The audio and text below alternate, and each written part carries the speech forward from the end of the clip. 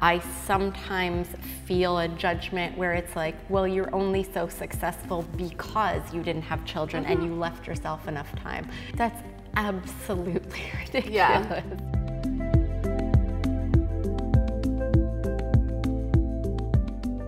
I'm pretty sure I never wanted kids. Friends or family members would be like, don't worry, you'll figure it out. It will come, you will change your mind. Right?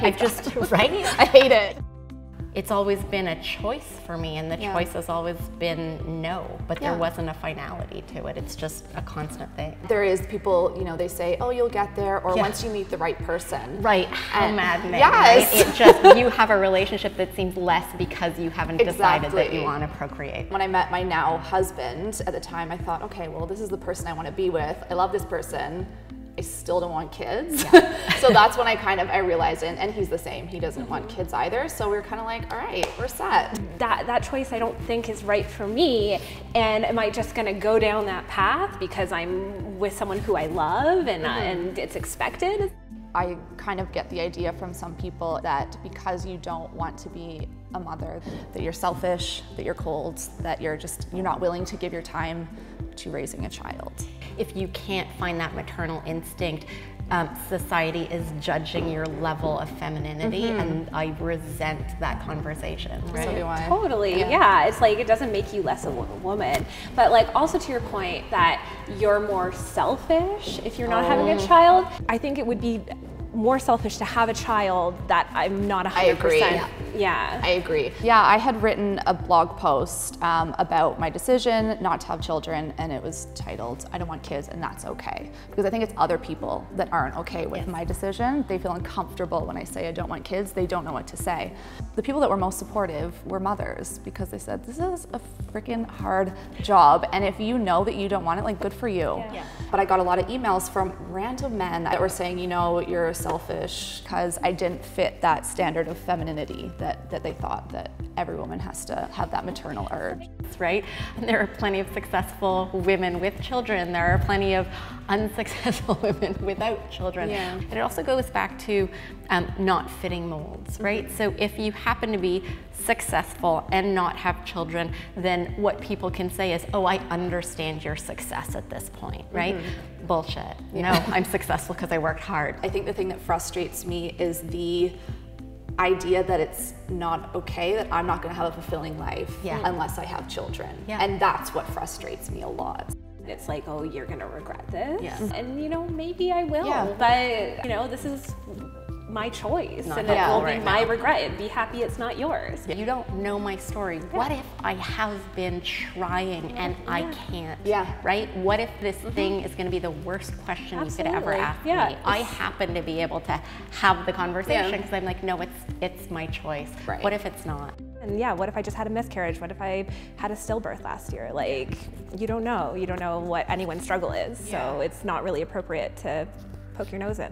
One of the hardest things for me, I think, was when all my friends started having kids. When we did hang out, all we would do is talk about diapers, and I was just like, I can't have this conversation. And then it was, you're supposed to be the fun friend, and you're supposed to be the one who's supposed to take all our minds off of this. And then it was, you be the flexible one.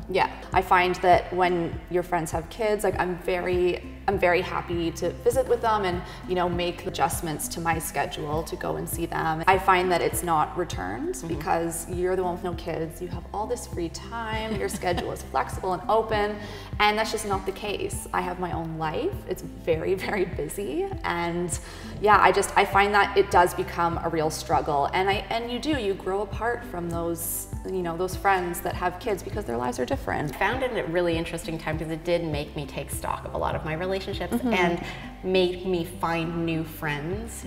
At a certain, in my 30s, I got a whole bunch of new friends just because I thought, who am I and who do I want my friends to be, right? I still have plenty of friends who have kids, and I have great relationships with them. And I think that the ones that I still have really, really strong relationships with are the ones that their entire identity isn't rooted in like having a child and being a mother, and they still like to go out, they still like to have dinner, they like to connect as like a human one-on-one without, you know, having to bring their kid and being a helicopter and watching over nonstop and not being able to have that conversation, because I feel like that happens a lot. And it becomes really difficult to relate or understand. And I do remember this one friend I did have this disagreement with, and she had said, you know, you're not as busy as I am. You are the person who should be bending over backwards to come see me.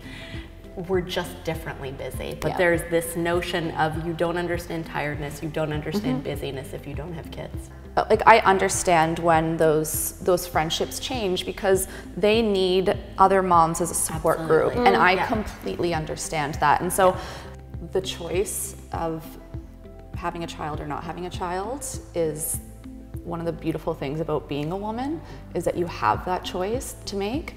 It's also great that we're living in a time that this choice can be made. Yeah. I'm happy to say that we do have the choice, and we do have the chance to get our access to birth control and abortions, even if, you know, that was a choice as well. But it's something that I think that is very important in our culture and our society, and it should, like, every child born should be a child that's wanted. You know, women that are struggling with fertility, women that, you know, like, are fertile and love having like babies, it's like, you know, we're all part of this. Like, we're all just doing the best we can. It doesn't need to be so separate. It doesn't need to be like mothers, non-mothers. It's, you know, we're all women.